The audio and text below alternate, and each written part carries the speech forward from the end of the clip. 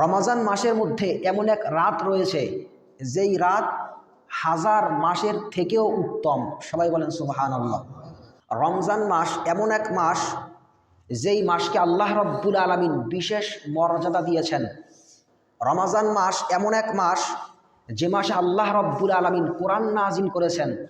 রমজান মাস এমন এক মাস যেই মাসে আল্লাহ রব্বুল আলামিন জান্নাতের সমস্ত দরজা খুলে দেন। রমজান মাস এমন এক মাস যে মাসে আল্লাহ রব্বুল আলামিন জাহান্নামের সমস্ত দরওয়াজাকে বন্ধ করে দেন। রমজান মাসের মধ্যে এমন এক রাত রয়েছে যেই রাত হাজার মাসের থেকেও উত্তম।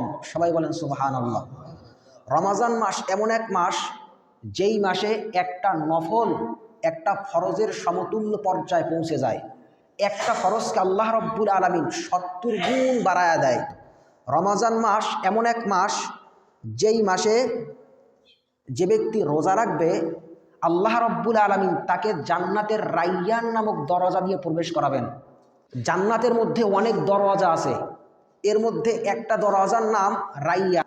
আর আল্লাহ রব্বুল আলামিন এই রাইয়ান নামক দরজা দ্বারা জান্নাতের মধ্যে শুধুমাত্র তাদেরকে প্রবেশ করাবেন যারা রমজানের রোজা রাখবে।